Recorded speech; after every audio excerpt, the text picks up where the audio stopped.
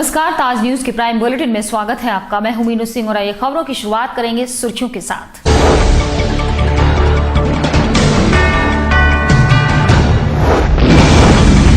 अवैध शराब की 700 पेटी से भरा एक ट्रक पुलिस की गिरफ्त में। थाना बसई के अरेला की घटना। शराब की अनुमानित कीमत लगभग 30 लाख। बांग्लादेशी लेखिका तस्लीमा नसरीन के ट्विटर पर जारी एक बयान से मचा बवाल। बरेली के एक प्रोफेसर ने नाराज होकर कई धाराओं के तहत कोतवाली में दर्ज कराया मुकदमा। पूर्व विधायक भुट्टो के लापता भांजे का मिला शव। मामले को गंभीरता से ले पुलिस जुटी पड़ताल में और पीड़ित सिख समाज ने एसएसपी से लगाई न्याय की गुहार। दबंग व्यापारी के खिलाफ शिकायत कर मांगा उचित न्याय।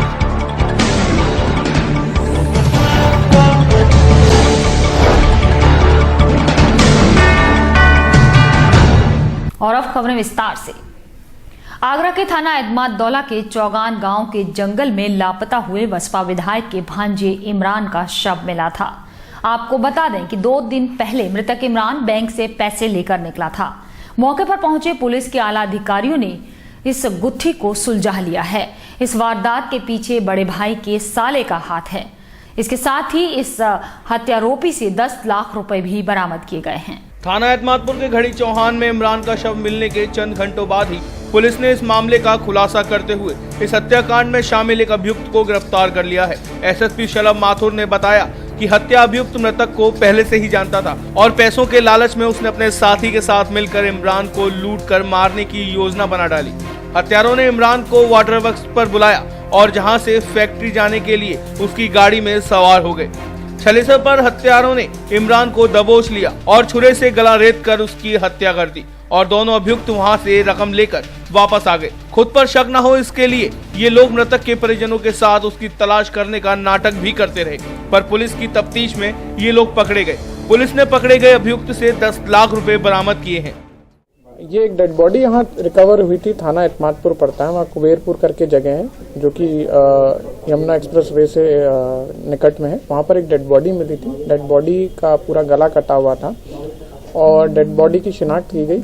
इस संबंध में ये अवगत कराना है कि ये गुमशुदगी जो है 2 दिन पहले हरि पर्वत थाना में लिखी गई थी और जो उसी से जो है उसका मैच हुआ।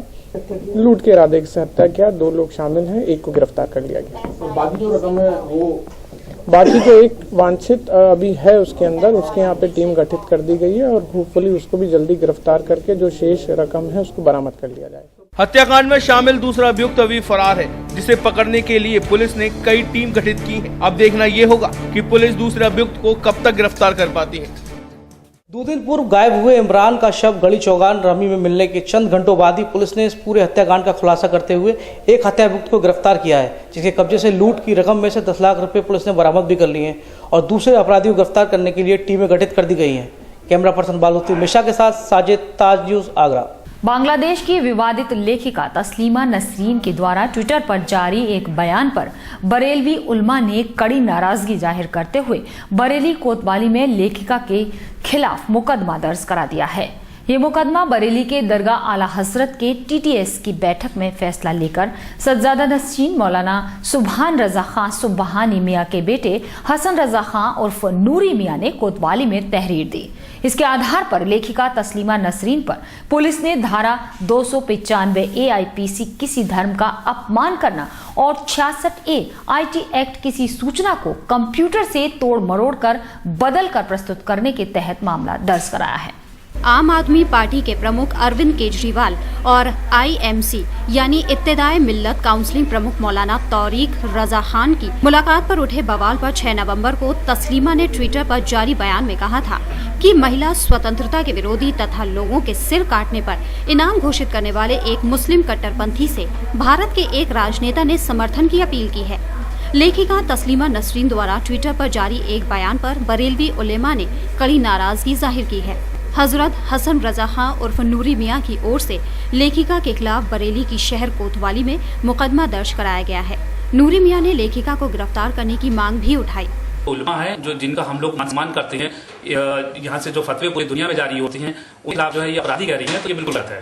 एक जो विदेशी महिला है अगर उस तरह से हमारे मुस्लिम जो हमारे उलमा है उनके खिलाफ इस तरह से करेगी तो इसका बहिष्कार किया जाएगा और हम भारत सरकार से मांग करते हैं कि उसको जो है पासपोर्ट जब्त किया जाए, उसके खिलाफ कानूनी कार्रवाई की जाए। तो हमने अपनी तहरीर में ये मांग की है तस्लीमा नसरीन को भारतीय कानून के द्वारा उन्हें दंड दिया जाए और उनका पासपोर्ट जब्त किया जाए और उस पर एक सुनिश्चित कार्रवाई की जाए।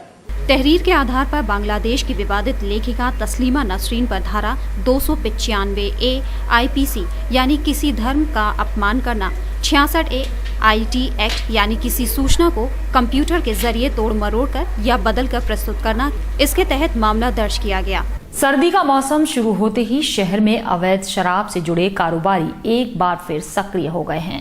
थाना बसई अरेला पुलिस ने चेकिंग के दौरान एक ट्रक से तकरीबन 700 पेटी शराब बरामद की है, जिसकी अनुमानित कीमत तकरीबन 30 लाख रुपए बताई जा रही है।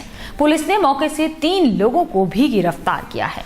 शहर में अवैध शराब के काले कारोबारी एक बार फिर सक्रिय हो गए हैं। इसका खुलासा उस वक्त हुआ जब थाना बसई अरेला पर चेकिंग के दौरान जब एक ट्रक को रोककर चेक किया गया तो उसमें शराब की तकरीबन 700 पेटी मिली, जो चंडीगढ़ से आगरा लाई जा रही थी। पुलिस ने इसे अपने कब्जे में ले लिया है और आगरा में इसकी कहां सप्लाई की जानी थी उसके बारे में भी जांच पड़ताल कर रही है। डिप्टी एसपी ने बताया कि पकड़ी गई 700 पेटी शराब की कीमत तकरीबन 30 लाख रुपए आकी जा रही है और इसके साथ ही एक ड्राइवर सहित 3 लोगों को मौके से गिरफ्तार किया गया है। बसई अरेला थाने पर पकड़ी गई शराब के बाद अब ये देखना होगा कि आगरा में फिर सक्रिय हुए शराब माफिया पर पुलिस कैसे अंकुश लगा पाती है।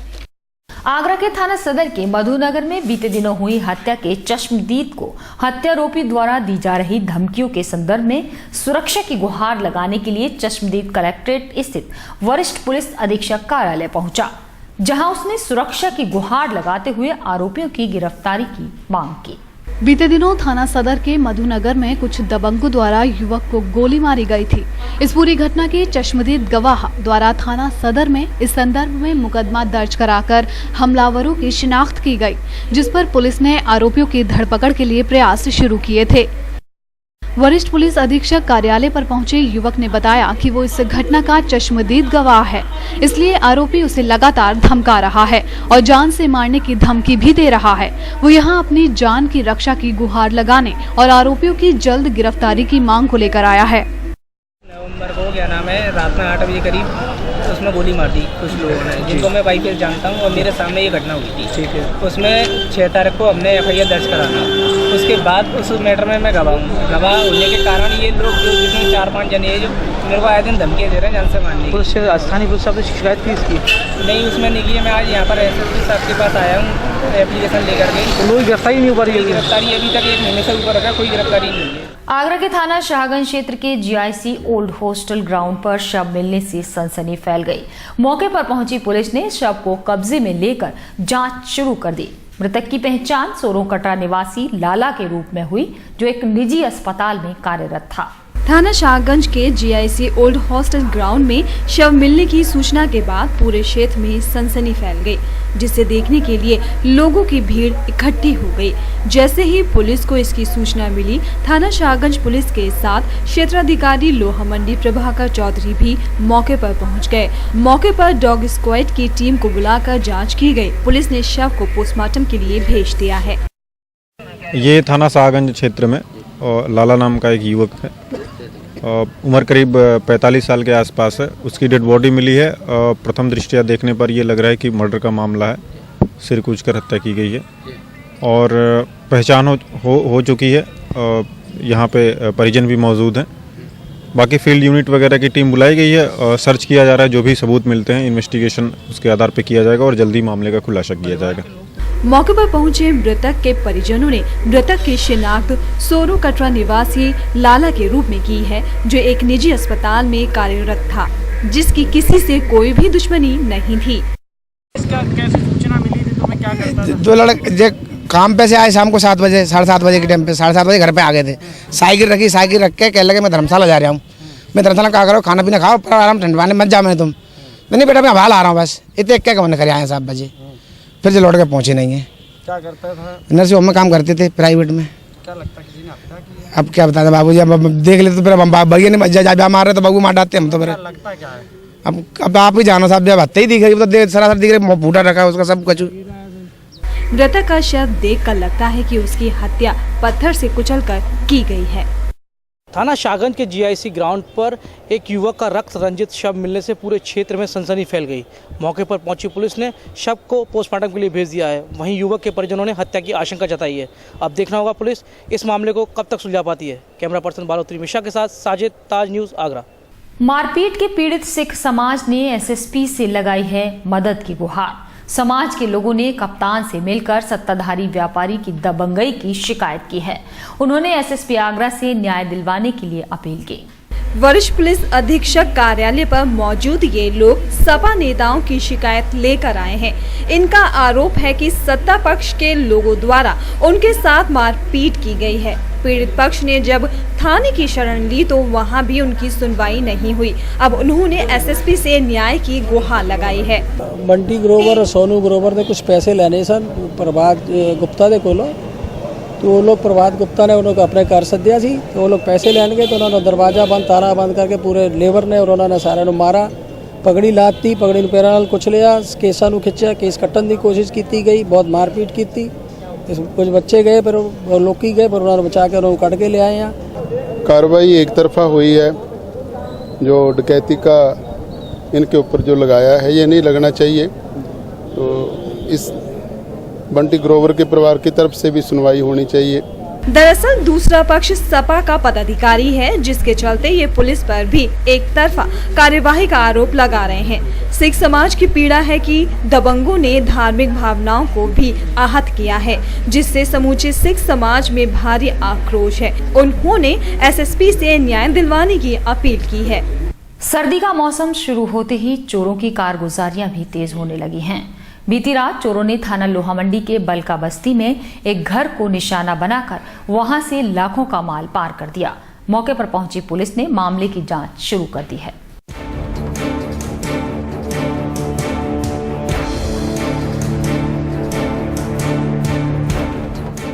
इन दिनों शहर में चोरों की सरगर्मी लगातार बढ़ती जा रही है और पुलिस इसे रोकने में पूरी तरह नाकाम नजर आ रही है। बीते दिनों शहर में चोरी की कई वारदातों का पुलिस अभी खुलासा कर ही नहीं पाई थी कि चोरों ने बीती रात एक और घटना को अंजाम दे डाला। घटना थाना लोहामंडी के बलका बस्ती की है। यहाँ रहने वाले योगेश साहनी अपने नए घर में सामान शिफ्ट कर रहे थे। वे रात को वहीं रुक गए। देर रात चोरों ने घर का ताला तोड़कर घर में रखे सोने चांदी के जेवरातों के साथ नकदी पर भी हाथ साफ कर दिया। सुबह फोन के माध्यम से उन्हें घटना की जानकारी मिली। जब उन्होंने घर जाकर देखा तो सब कुछ जा चुका था। चोरी हो गई है। मैं रात को इंदिरापुरम एक हमारा दूसरा मकान है, इस मकान से हम कॉलोनी के मकान में शिफ्ट हो रहे थे, धीरे धीरे सामान ले आ रहे थे। उसी सिलसिले में रात को वहीं रुक गए। जब सवेरे उठे, उठने से पहले ही भतीजे का फ़ोन आया कि सर चाचा जी तुम्हारे घर में चोरी हो गई है, जो कि साथ ही रहता है। क्या क्या सामान गया है आपका? सामान मेरा गया है, चांदी के सिक्के गए हैं पुराने, और 50 चांदी के सिक्के हैं, 5-6 अंगूठियाँ सोने की लेडीज़। घटना की जानकारी मिलने पर पहुंची पुलिस ने हर बार की तरह जांच कर जल्द चोरों की गिरफ्तारी का आश्वासन दिया है।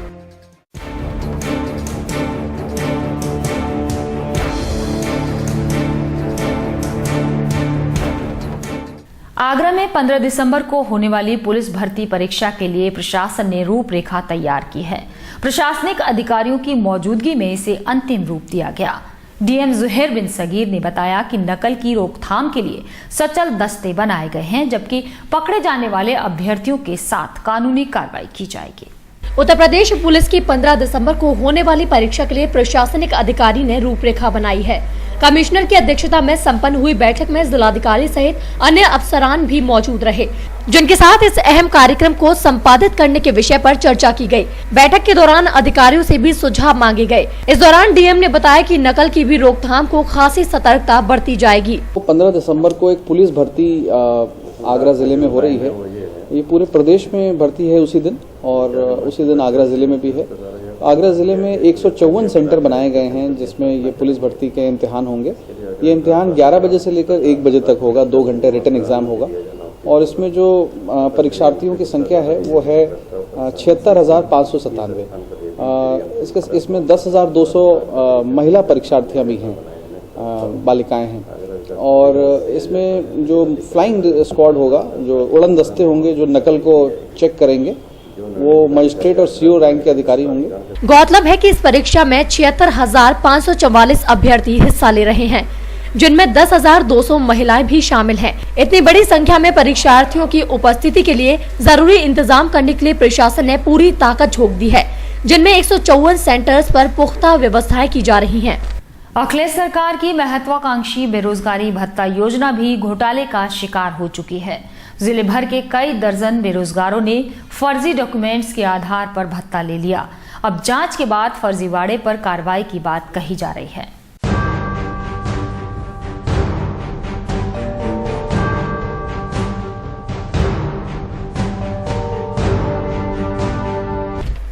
उत्तर प्रदेश के मुख्यमंत्री अखिलेश यादव ने बेरोजगारी को रिझाने के लिए बेरोजगारी भत्ते की शुरुआत की थी, जिसके तहत 31 मार्च 2008 तक रोजगार दफ्तर में नामांकित बेरोजगारों को भत्ते के रूप में 1,000 रुपए दिए जाते हैं। बेरोजगारी भत्ते के लिए सरकार की ओर से कुछ शर्तें रखी गई थी, जिसके अनुसार बेरोजगार की वार्षिक आय 36,000 से कम होनी चाहिए, लेकिन जालसाजों ने फर्जी तरीके से इनकम सर्टिफिकेट लगाकर बेरोजगारी भत्ता लेना शुरू कर दिया था। जिले भर में 6,720 बेरोजगारों को बेरोजगारी भत्ता दिया जाता है, जिनमें से जांच होने पर 3 दर्जन बेरोजगार फर्जी पाए गए। अब विभाग उनके खिलाफ कार्यवाही कर भत्ते की रकम वापस मांग रहा है। फर्जी बेरोजगारों को नोटिस जारी भी कर दिए गए हैं। देखिए, जांच में कुल 32 लोग अपात्र पाए गए थे, तो उनको पहले तो साधारण पत्र भेजा गया रजिस्टर्ड डाक से कि आप तहसील से जांच में अपात्र पाए गए हैं और बेरोजगारी भत्ते में इतना रुपया प्राप्त कर लिए हैं, उसे वापस यहाँ जमा कर दीजिए, अन्यथा आपके खिलाफ वैधानिक कार्रवाई की जाएगी। सिर्फ 1,000 रुपए महीने की खातिर किस तरह कई लोगों ने फर्जीवाड़ा कर दिया। वहीं सेवायोजन विभाग ने भी उस समय कार्यवाही क्यों नहीं की जब इनके प्रमाण पत्रों की जांच की गई थी।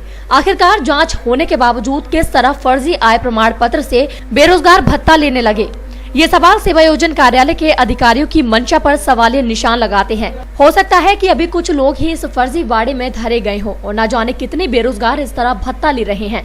कन्या विद्याधन योजना के बाद अखिलेश सरकार की महत्वाकांक्षी बेरोजगारी भत्ता योजना भी घपलेबाजी की शिकार हो गई है।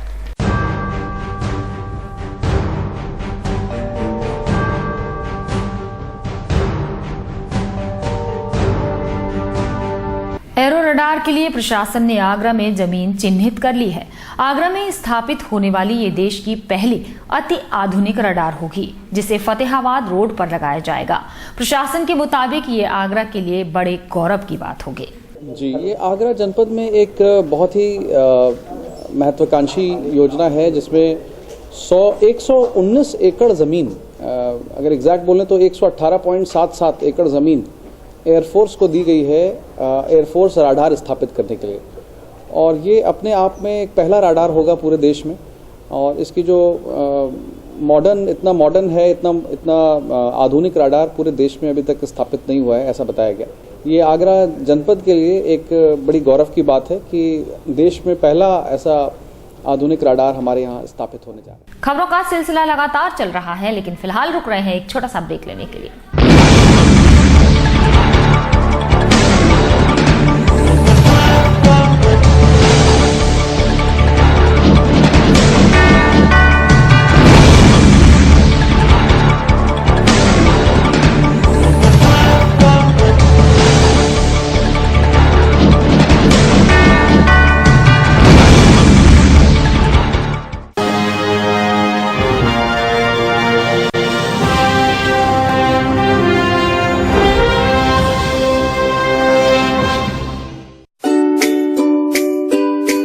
वर्षों से विश्वसनीय आत्माराम निस्सान मोटर्स अपने शोरूम में लेकर आए हैं निस्सान के लेटेस्ट लग्जरी कार मॉडल्स।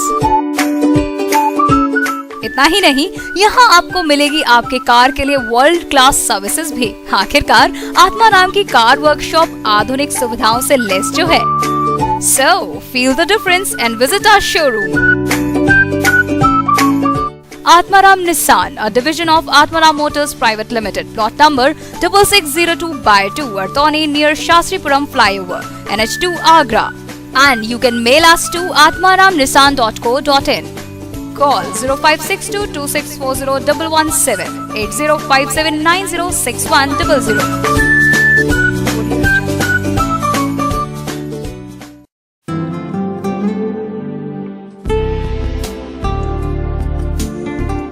सरल हुआ, सुगम हुआ नया विद्युत संयोजन। अब टोरन पावर में नया विद्युत संयोजन का आवेदन करना और भी सरल हुआ। आप निम्नलिखित दस्तावेजों के साथ हमारे किसी भी ग्राहक सेवा केंद्र में संपर्क करें और शीघ्र नया संयोजन पाएं। जैसे ग्राहक द्वारा भरा हुआ आवेदन पत्र, परीक्षण पत्र, लाइसेंस, विद्युत ठेकेदार द्वारा प्रमाणित आवेदक का एक पासपोर्ट साइज फोटो, पहचान पत्र की प्रतिलिपि, यदि उपभोक्ता गरीबी रेखा के अंतर्गत है तो बीपीएल राशन कार्ड की प्रतिलिपि। जहां संयोजन अपेक्षित है उस जगह पर कोई बकाया राशि न होने का घोषणा पत्र 10 रुपए के स्टाम्प पेपर पर, अपेक्षित परिसर का स्वामित्व प्रमाण पत्र की प्रतिलिपि या उसके अभाव में 100 रुपए के स्टाम्प पेपर पर क्षतिपूर्तिबद्ध पत्र।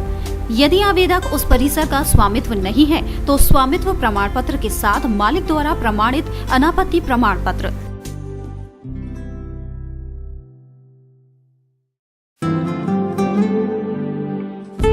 हमारे ग्राहक सेवा केंद्र का पता है पूर्वानंद प्लाजा, राम रघु हॉस्पिटल के सामने, चर्च रोड, आगरा, 49 सदर बाजार, शिवहरी रोड, शॉपिंग आउटलेट के सामने, आगरा और 286 जयपुर हाउस, एडीए कार्यालय के निकट, आगरा। हमारा हेल्पलाइन नंबर है 056224245554।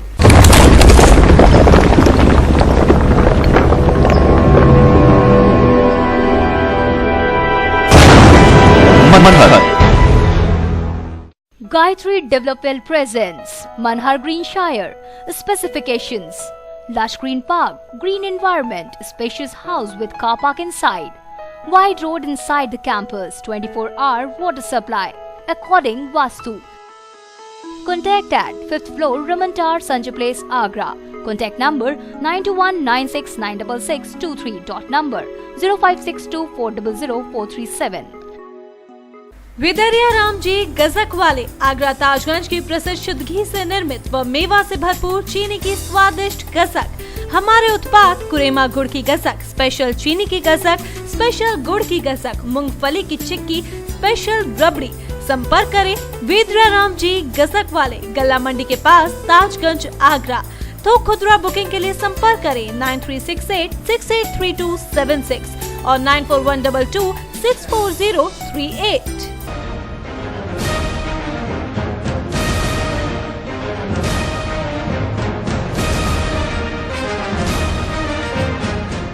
दिनेश स्टील, ये स्टील की जोत है जो अपनी रोशनी दूर तक बिखेर रही है। जो अंतराग्नि 50 साल पहले जली थी, एक नई राह चलकर फिर से एक नया दौर, एक नया जमाना लाएगा। Steel authority of India limited, Dinesh steel, Khatena road, Loha Mandi, Agra. Mobile number 9319055814 and phone number 0562400972।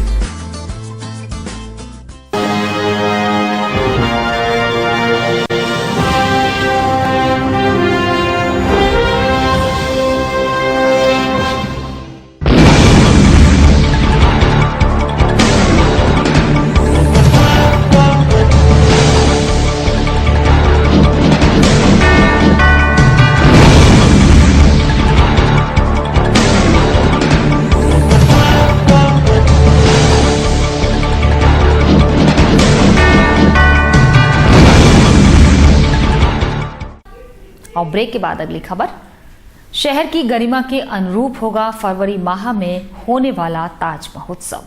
Agra जिला प्रशासन द्वारा बुलाई गई बैठक में ये संकल्प लिया गया।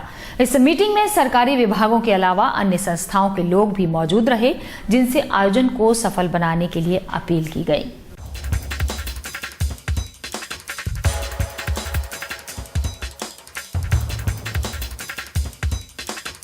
शहर के सबसे बड़े सरकारी आयोजन ताज महोत्सव के लिए जिला प्रशासन की कवायदें शुरू हो गई हैं, जिसके लिए बुलाई गई बैठक में अधिकारियों ने सभी के साथ चर्चा की।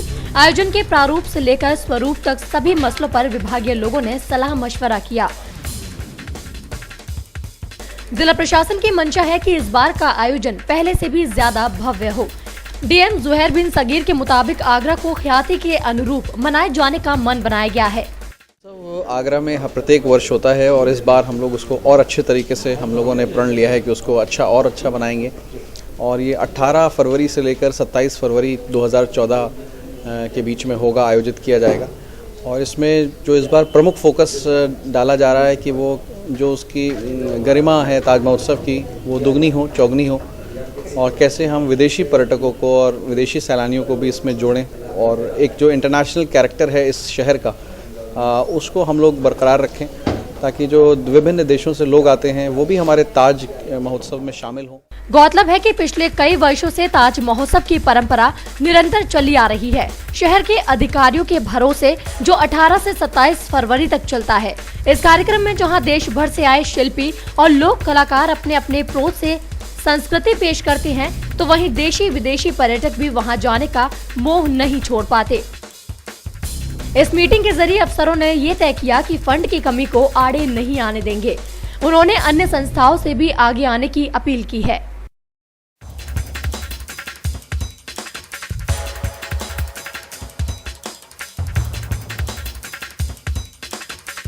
कन्या विद्याधन के लिए छात्राएं हर रोज आगरा DIOS कार्यालय के चक्कर लगा रही हैं, लेकिन विभाग के आला अधिकारियों की मनमानी की वजह से आज तक योजना के फॉर्म विभाग में मौजूद नहीं हैं।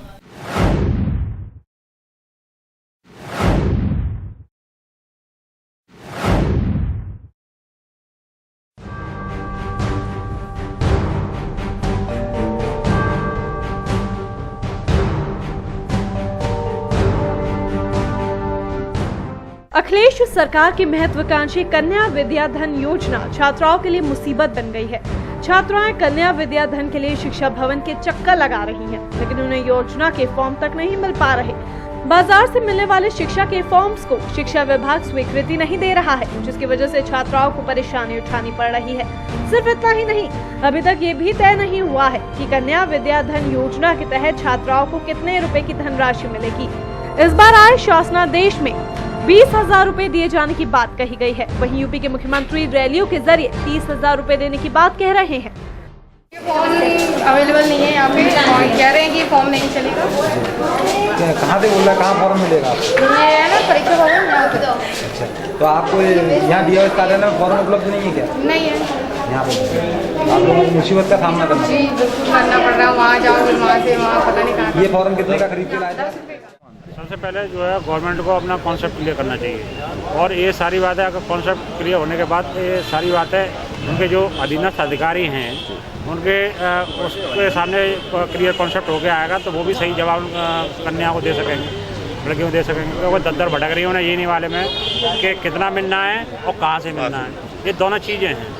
तो पहले तो इसका क्लियर कॉन्सेप्ट हो जाए। गवर्नमेंट एक बार कहती है अब हम 20,000 देंगे और एक मंच पे आके जो है मुख्यमंत्री 31,000 की बात करते हैं।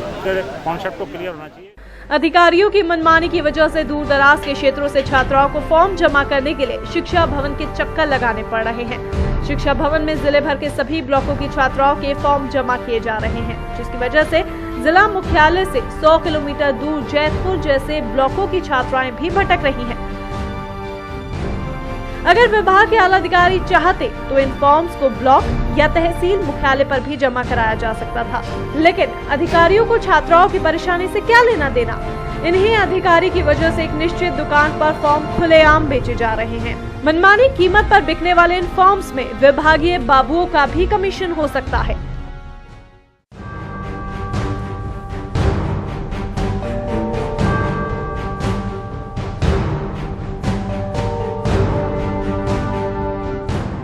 सर्व शिक्षा अभियान और शिक्षा का अधिकार अधिनियम लागू होने के बावजूद भी शिक्षा विभाग के लेखा अधिकारी की बिल्डिंग खंडहर बनी हुई है। आगरा की इस बिल्डिंग को देखकर कोई भी इसे सरकारी कार्यालय नहीं बता सकता, जबकि हर माह करोड़ों रुपए का बजट इसी बिल्डिंग के अधिकारियों द्वारा स्वीकृत होता है।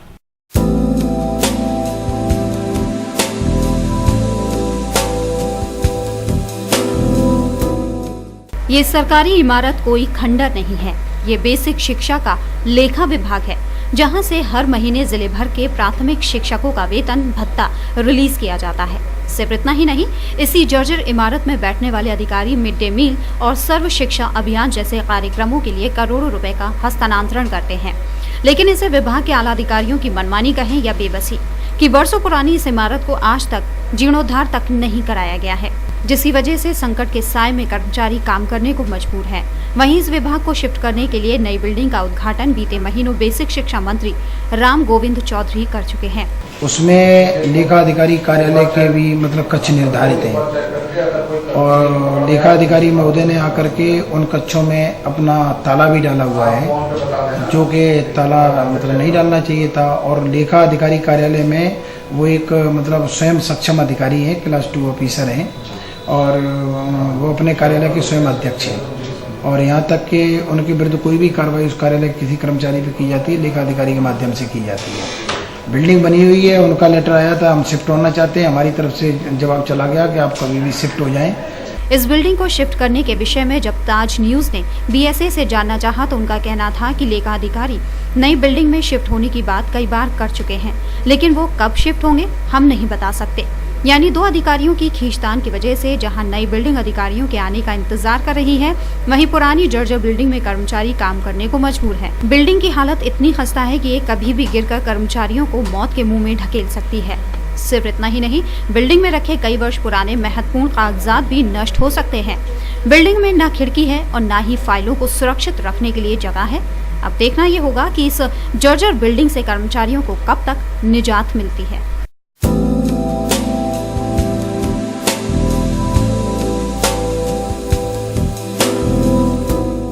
अभिभावक स्कूल में बच्चों को शिक्षा ग्रहण करने के लिए भेजते हैं और यदि इन्हीं स्कूल्स में आपके बच्चों से सफाई कार्य कराया जाए तो इसे कितना दोषपूर्ण अपराध माना जाएगा। ऐसा ही एक मामला आगरा के कालिंदी विहार प्राइवेट विद्यालय में सामने आया है, जिस पर बचपन बचाओ अभियान समिति ने आगे बढ़कर दोषी शिक्षिका के खिलाफ थाना एतमादुल्ला आगरा में शिकायत दर्ज कराई। वहीं दोषी शिक्षिका खुद को बेगुनाह बता रही है। बच्चों की शिक्षा को लेकर बच्चों के अभिभावक ही नहीं बल्कि सरकार भी बेहद गंभीर रहती है, जो हर वो संभव प्रयास करती रहती है जिससे पढ़ने आने वाले बच्चों को बेहतर शिक्षा मिल सके। पहले की तुलना में आज के समय में बच्चों के लिए स्कूलों में पढ़ाई के साथ सरकारी खाना भी मुहैया कराया जा रहा है, जिससे स्कूलों के बच्चों की संख्या में इजाफा तो हुआ है ही, लेकिन शिक्षा देने वाले शिक्षकों की कार्यशैली उदासीन नजर आती है, जो कभी कभी बच्चों के भविष्य से खिलवाड़ करती नजर आती है। ऐसा ही एक मामला कालिंदी विहार के प्राथमिक विद्यालय में सामने आया, जहां एक शिक्षिका ने स्कूली छात्राओं से पढ़ाई की जगह झाड़ू लगाकर सफाई कराई, जिसे संज्ञान में लेते हुए बचपन बचाओ अभियान समिति ने दोषी शिक्षिका की शिकायत एतमादुल्ला थाने में कराई है। लिए करते हैं जिनके पास कुछ भी नहीं है, उन सबकी मदद करते हैं। बाल श्रम में जो लगे हुए बच्चे हैं उनकी हेल्प करते हैं उन्हें आउट करने के लिए। इसी संदर्भ में आज दैनिक जागरण में छपी हुई एक खबर जिसमें लिखा हुआ है कि लड़कियों से विद्यालय में शिक्षिका उर्मिला ने झाड़ू लगवाई। जब उन अखबार की उस खबर का हमने संज्ञान लिया, क्योंकि उसमें ये लिखा हुआ है कि उर्मिला जी ने ये कहा कि हम तो लगवाते रहे और लगवाते भी रहेंगे। उस खबर का संज्ञान लेते हुए हमने आज एसओ एतमादुल्ला सर को एक चिट्ठी दी है जांच करने। वहीं एतमादुल्ला थाना इंचार्ज प्रहलाद यादव ने पहले तो इस मामले की शिकायत दर्ज करने से इनकार कर दिया, लेकिन बाद में दबाव देख शिकायत पत्र लेते हुए जांच की बात कही। ये तो बात थी समिति और पुलिस की, जो शिकायत दर्ज कराने और केस में उलझे हुए थे और सच्चाई से काफी दूर थे। लेकिन ताज न्यूज की टीम ने इन सब की सोच से परे मौके पर जाना ही बेहतर समझा और कालिंदी विहार के उस प्राथमिक विद्यालय का कैमरे की नजर से मुआयना किया, जहां पहुंचकर जो देखा वो किसी लापरवाही से कम नहीं था। बच्चे अपनी क्लास में बिना अध्यापक के पढ़ रहे थे। पूरे स्कूल में 140 बच्चे थे जो मात्र 2 छोटे छोटे कमरों में एक साथ पढ़ रहे थे, जिन्हें बैठने के लिए टूटा फूटा जमीनी फर्श ही मुहैया था। बात करें अगर पढ़ाई की तो कक्षा 1 के बच्चों के कमरों में भी कक्षा 4 के बच्चों की पढ़ाई का ज्ञान जबरदस्ती घुस रहा था, क्योंकि सभी कक्षा के बच्चे तो एक ही कमरे में बैठकर शिक्षा प्राप्त कर रहे हैं।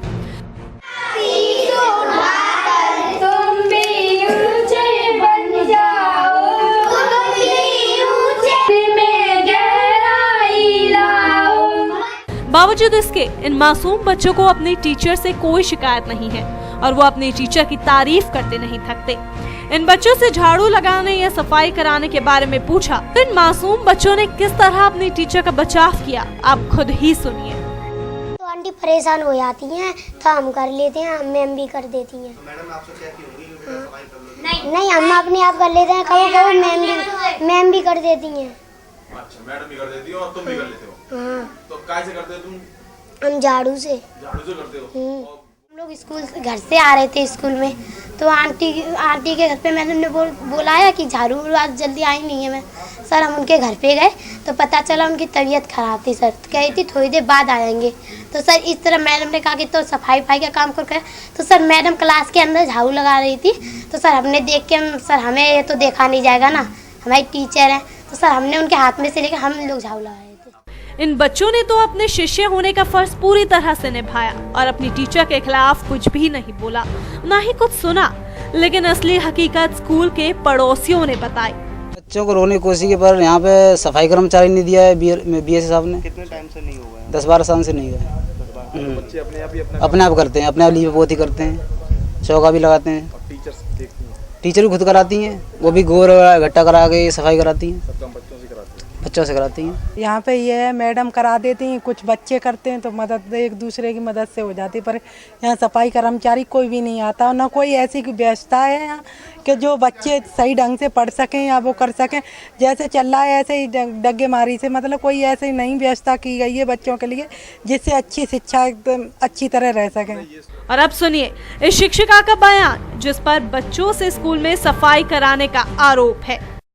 नहीं, ऐसा कुछ नहीं है कि हाँ वो आया है पेपर में। कहना है कि यहाँ काफी समय से नहीं, आप बुलाइए, क्या कहते हैं इनको बुलाइए, दोनों को ये भी हैं। हमने यहाँ मेहतर रख रखा है, लेकिन मेहतर का उसका जो हमने सफाई कर्मी जो लगा रखा है उसका कोई टाइम नहीं है। कभी 2 घंटे बाद में आता है, कभी 1-2 दिन नहीं भी आता है, तो हमें अपने हाथों से भी करनी पड़ती है कभी। तो बच्चे खड़े हो गए ऐसे। सुना आपने, मैडम खुद बच्चों से स्कूल में काम कराने को गलत मानती हैं, लेकिन खुद को गलत मानने को तैयार नहीं। खैर, तमाम स्कूलों में बच्चों से सफाई जैसे अन्य काम कराए जाते हैं जो बहुत कम ही उजागर हो पाते हैं। फिलहाल कालिंदी विहार के स्कूल का मामला अब जांच के लिए भेज दिया गया है, जो BSA साहब की नजर में भी है। अब देखना होगा कि आखिर कब तक जांच पूरी होती है और इन मासूमों के दोषियों को कब तक सजा मिल पाती है, या फिर इन बच्चों को इसी तरह पढ़ाई की जगह स्कूलों में झाड़ू लगाना पड़ेगा।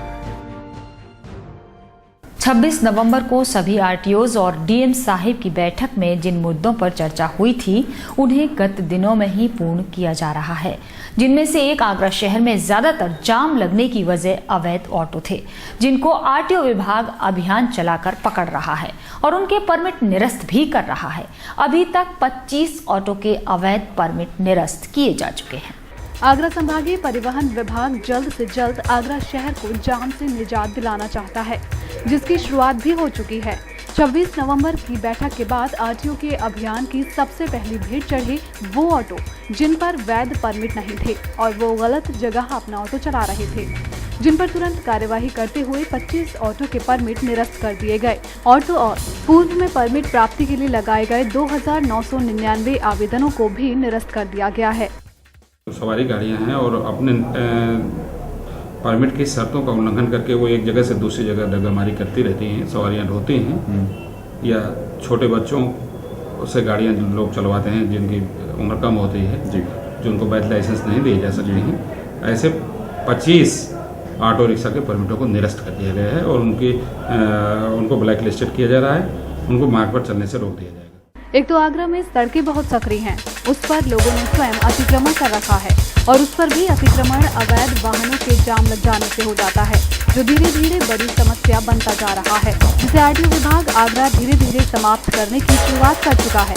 यदि शहर में लिमिटेड वाहनों का सड़कों पर आवागमन रहेगा तो जाम लगना मुमकिन नहीं है, इसलिए RTO विभाग उन अवैध वाहनों को सुनकर उनका सड़कों पर चलने का हक छीन रहा है। उच्च न्यायालय खंडपीठ की मांग को लेकर चलाया जा रहा आंदोलन अब खटाई में पड़ता नजर आ रहा है। जहां उच्च न्यायालय खंडपीठ स्थापना संघर्ष समिति आगरा के अधिवक्ता हड़ताल कर रहे हैं, तो वहीं कलेक्ट्रेट बार एसोसिएशन आगरा के अधिवक्ताओं ने हड़ताल का बहिष्कार कर अपना रोष व्यक्त किया है। वर्षों से चली आ रही उच्च न्यायालय खंडपीठ स्थापना की मांग को लेकर जिले भर की सभी बार एसोसिएशन सहयोग करती रही हैं, लेकिन उच्च न्यायालय खंडपीठ स्थापना संघर्ष समिति की 2 दिवसीय हड़ताल का कलेक्ट्रेट बार एसोसिएशन ने विरोध जाहिर किया। इस विरोध की वजह से खंडपीठ आंदोलन खटाई में पड़ता नजर आ रहा है। संयुक्त रूप से चल रहे इस आंदोलन में कलेक्ट्रेट बार एसोसिएशन का अभी तक सहयोग रहा है। यूथ एक्शन कमेटी और यंग लॉयर्स एसोसिएशन की संयुक्त बैठक में हड़ताल की निंदा की गई। कलेक्ट्रेट बार एसोसिएशन सबसे बड़ी बार है, जिले की सबसे बड़ी बार है और सबसे पुरानी बार है। कलेक्ट्रेट बार के पास कोई विधिवत सूचना नहीं है, कोई फोन द्वारा सूचना नहीं है, कोई पत्र द्वारा सूचना नहीं है। तो कलेक्ट्रेट बार एसोसिएशन ने कोई स्ट्राइक का कॉल आज नहीं भेजा है और पहले भी इसी कृत्य के वजह से कि ये अपनी मर्जी से चाहे हड़ताल करते चाहे खोल लेते हैं। अरे हड़ताल हो तो उसे खोलने पता नहीं कि हम कब खोलेंगे, इस मांग के बाद खोलेंगे कि नहीं खोलेंगे, कोई सिस्टम इनका तय नहीं होता है। यूथ एक्शन कमेटी जो आज हड़ताल घोषित की गई है उसका विरोध करती है और कलेक्ट्रेट बार के साथ और बाकी जितनी भी तहसील बार कमिश्नरी बार उनके साथ है, क्योंकि किसी को कॉल नहीं किया गया, ना किसी को बताया गया कि किस वजह से हड़ताल की जा रही है। पहले फंड का बहाना लेते हुए हड़ताल खोल दी गई, मनमाने तरीके से काम किया जा रहा है, मनमाने तरीके से विस्तार किया जा रहा है, इसका हम विरोध करते हैं। और खंडपीठ आगरा में है, ये सबका मंशा है, लेकिन जिस तरीके से तानाशाही है वो सहन नहीं की जाएगी। सभी लोगों का आंदोलन है, सभी लोगों को जोड़ कर चला जाएगा। आज हम विरोध करते हैं और कल से हम हड़ताल खोलकर काम शुरू करेंगे। कलेक्ट्रेट बार एसोसिएशन के इस विरोध से संघर्ष समिति का अंदरूनी कलह खुलकर सामने आ गया है और एक बार फिर नई संघर्ष समिति बनने की भूमिका दिखने लगी है। अब देखना ये होगा कि इस फूट का लाभ पश्चिमी उत्तर प्रदेश के अधिवक्ता न उठा लें, जिससे वर्षों से चली आ रही अधिवक्ताओं की हाईकोर्ट बेंच की मांग आपसी कलह की भेंट न चढ़ जाए। आगरा का माउंट लिट्रा जे स्कूल शिक्षा के क्षेत्र में एक जाना पहचाना नाम है, जो आगामी 6 दिसंबर से एक राष्ट्रीय स्तर की प्रतियोगिता north zone mount Litera olympiad नाम से स्कूल के खेल प्रांगण में आयोजित कराने जा रहा है, जिसमें करीब 1000 से ज्यादा बच्चे भाग लेंगे। ये जानकारी माउंट लिट्रा जे स्कूल के पदाधिकारियों ने एक प्रेस वार्ता के दौरान दी। माउंट लिटराजी स्कूल में पत्रकार वार्ता का आयोजन किया गया, जिसमें जानकारी दी गई कि आगामी 6 दिसंबर से माउंट लिटराजी स्कूल प्रांगण में एक राष्ट्रीय स्तर की प्रतियोगिता का आयोजन होने जा रहा है। प्रतियोगिता का नाम north zone mount Litera olympiad है, जिसका उद्देश्य ओलंपियाड खेल के स्तर और बच्चों में इसको बढ़ाने का एक प्रयास है। इस प्रतियोगिता में आगरा और आगरा के बाहर से लगभग 1000 से भी ज्यादा बच्चे हिस्सा लेंगे।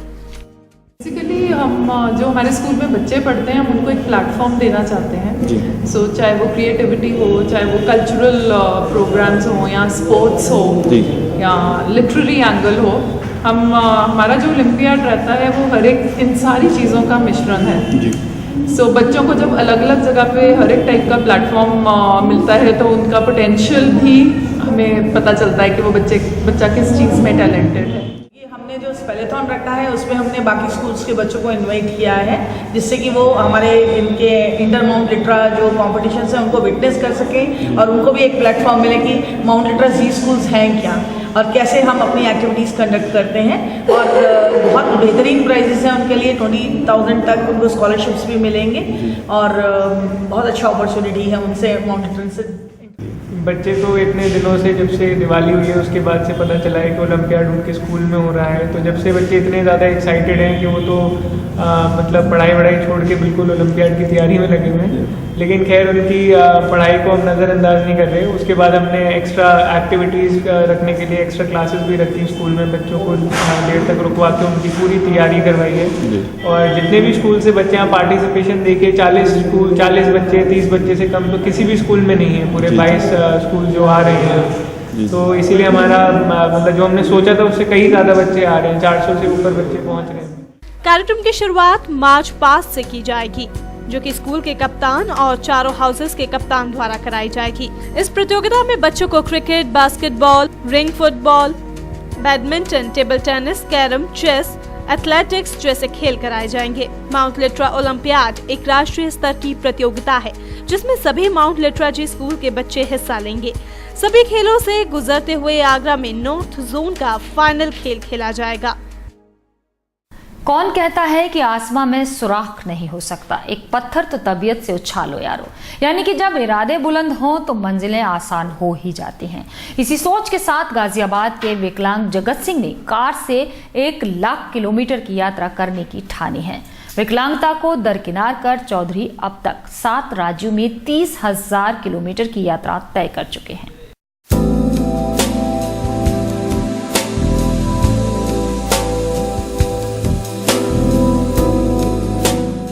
महात्मा गांधी मार्ग पर खड़ी ये कार दिखने में सामान्य कारों की तरह है, लेकिन इस कार को एक पैर से विकलांग युवक चलाता है, इसलिए कार को मॉडिफाई कराया गया है। पैर से दबने वाले क्लिच को हाथ से दबाने का तरीका लगाया गया है। इसी कार से गाजियाबाद के चौधरी जगत सिंह राष्ट्रवादी ने भारत यात्रा करने की ठानी है। कई महीने पहले शुरू की गई यात्रा में जगत सिंह अब तक 30,000 किलोमीटर की दूरी तय कर चुके हैं। 7 राज्यों में घूमते हुए आगरा चौधरी राष्ट्रवादी विकलांगों को जागरूक करने के लिए यात्रा कर रहे हैं। यात्रा में हमने अपने गाजियाबाद से शुरू की थी और माननीय राजनाथ सिंह जो बीजेपी के राष्ट्रीय अध्यक्ष हैं, उन्होंने झंडी दिखा के रवाना किया था। पहले हम लोग जम्मू कश्मीर में लद्दाख कर रहे थे, उसके बाद पंजाब, हरियाणा, उत्तराखंड और राजस्थान होते हुए फिर अब यूपी में आए हैं। चौधरी जगत सिंह मूलतः गाजियाबाद के रहने वाले हैं। उन्होंने कार से संपूर्ण भारत की यात्रा करने का संकल्प लिया है। उनके इस मिशन में विकलांगता आड़े न आए, इसके लिए आरटीओ से परमिशन लेकर स्पेशल कार तैयार कराई है।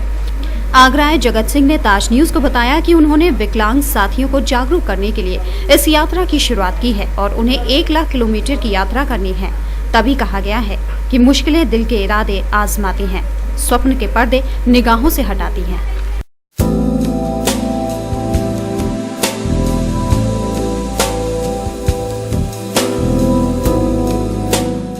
आगरा में आगामी 14 दिसंबर से 3 दिवसीय 15-15 फेडरेशन कप क्रिकेट प्रतियोगिता का आयोजन किया जाएगा।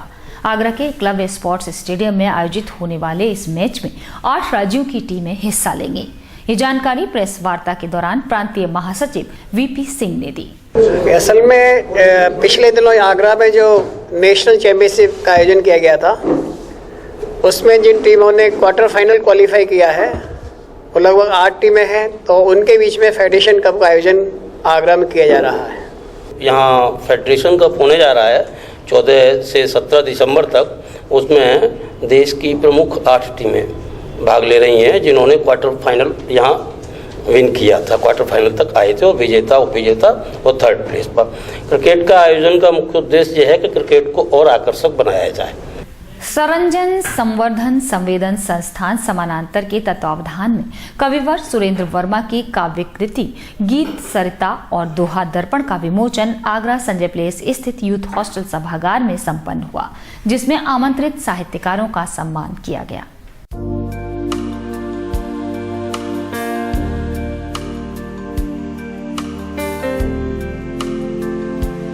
संजय प्लेस स्थित यूथ हॉस्टल में कविवर सुरेंद्र वर्मा की काव्य कृतियां गीत सरिता और दोहा दर्पण का विमोचन किया गया, जिसमें डॉक्टर महेश भार्गव अध्यक्ष और डॉक्टर चंद्रकांत त्रिपाठी मुख्य अतिथि के रूप में मौजूद रहे।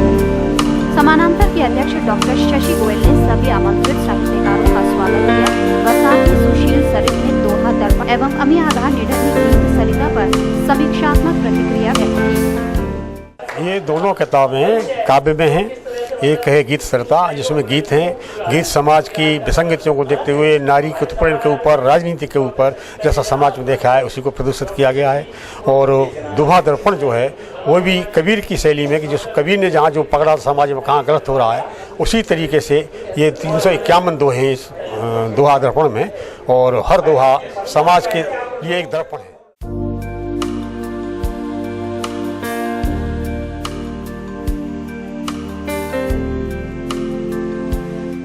सर्दियों का मौसम शुरू होते ही चोरों ने अपना हाथ दिखाना शुरू कर दिया है।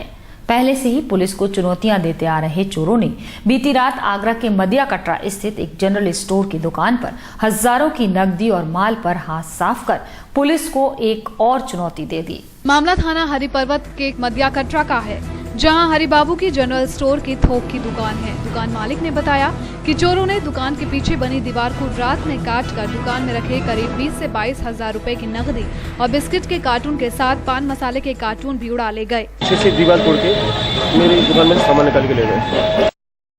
सुबह जब दुकान मालिक ने दुकान का शटर खोला तो उसे देखकर वह हैरान रह गया। इस चोरी की सूचना उन्होंने तुरंत 100 नंबर पर दी, जिसके बाद चीता मोबाइल मौके पर पहुंच गई और जांच पड़ताल शुरू कर दी। बहरहाल दुकान मालिक ने अज्ञात चोरों के खिलाफ थाना हरिपर्वत में मामला दर्ज कर लिया है। आगरा के 2 कुख्यात बदमाशों को गाजियाबाद पेशी से लेकर लौट रहे 6 सिपाहियों पर मथुरा के पास उनके साथियों ने अंधाधुंध गोलीबारी कर अपने साथी को छुड़ा लिया। इस गोलीबारी में 5 पुलिसकर्मी घायल हुए, जिनमें से 2 की हालत नाजुक बनी हुई है। गाजियाबाद कोर्ट पेशी पर गए 2 कुख्यात बदमाशों को जब आगरा पुलिस के 6 सिपाही लेकर एपी एक्सप्रेस से वापस लौट रहे थे, तभी मथुरा के पास उनके 2 साथी ट्रेन में चढ़े और चढ़ते ही सिपाहियों पर अंधाधुंध फायरिंग कर दी, जिसके बाद वो दोनों को लेकर फरार हो गए। इस हमले में आगरा पुलिस के 5 सिपाही घायल हुए हैं, जिनमें से 2 की हालत गंभीर बनी हुई है, जिन्हें इलाज के लिए दिल्ली भेजा जा रहा है। वरिष्ठ पुलिस अधीक्षक ने बताया कि सिपाहियों द्वारा भी जवाबी फायरिंग की गई है।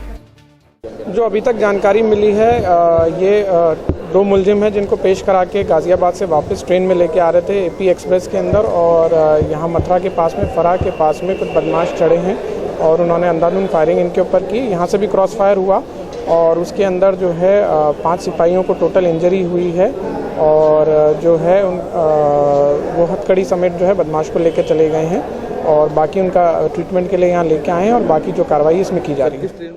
जो जेल में बनते हैं उनको लेकर पुलिस टीम करीब 6 कांस्टेबल लेकर गाजियाबाद पेशी में लेकर गए थे। आज वो लोग एपी एक्सप्रेस से उनको वापस ला रहे थे। फरार के आसपास जब गाड़ी रुकी तो उसमें करीब 4-5 बदमाश चढ़ गए। उन्होंने पुलिस पार्टी पर फायरिंग की। पुलिस ने भी जवाब में फायर किए। इसी में करीब हमारे 5 कांस्टेबल्स घायल हो गए और 2 बदमाशों को छुड़ा के ले गए। सर, इसमें जो घायल है सिपाही, उनकी हालत कैसी है और क्या बाहर भी कोई रेफर किए गए? 2 लोग सीरियस हैं, उनको हमने फोर्टिस में रेफर किया है ताकि उनका इलाज ठीक प्रकार से कराया जाए। सर, जो बदमाश फरार हो गए हैं पुलिस कस्टडी से, उनको पकड़ने के लिए कोई टीम गठित की गई? इसके लिए करीब 3 टीमें गठित की गई हैं, साथ ही STF का भी सहयोग लिया जा रहा है और शीघ्र ही इनको पकड़ा जाएगा। पुलिस पार्टी पर हुए इस हमले के बाद पूरा प्रशासनिक अमला सख्ते में आ गया है और सभी अधिकारी निजी अस्पताल पहुंच गए हैं। अब देखना होगा कि पुलिस इस मामले में आगे क्या कार्यवाही करती है। 2 कुख्यात बदमाशों को गाजियाबाद कोर्ट में पेशी कराने के बाद आगरा पुलिस जब उन्हें लेकर लौट रही थी तो उनके साथियों ने मथुरा के पास ट्रेन पर हमला बोलकर उन सिपाहियों को अंधाधुंध गोली मारी, जिसके बाद 5 सिपाही उसमें घायल हो गए हैं और उनके साथी उन दोनों अपराधियों को लेकर फरार हो गए हैं। सभी घायलों को आगरा के पुष्पांजलि अस्पताल में भर्ती कराया है। यहाँ पुलिस के आला अधिकारी पहुँच चुके हैं। अब देखना होगा पुलिस इन अपराधियों को कब तक गिरफ्तार कर पाती है। कैमरा पर्सन बालोत्री मिश्रा के साथ साजिद, ताज न्यूज़, आगरा। और इसी के साथ फिलहाल बुलेटिन में सिर्फ इतना ही। अगले बुलेटिन में कुछ नई खबरों के साथ आपसे फिर मुलाकात होगी। जुड़े रहिए ताज न्यूज़ से। नमस्कार।